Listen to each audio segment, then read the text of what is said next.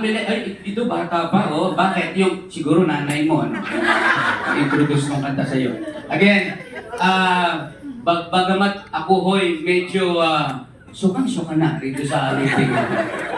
I cannot perform in any event without singing this song. So, I hope you still love this song. Para po sa inyong lahat, remember me.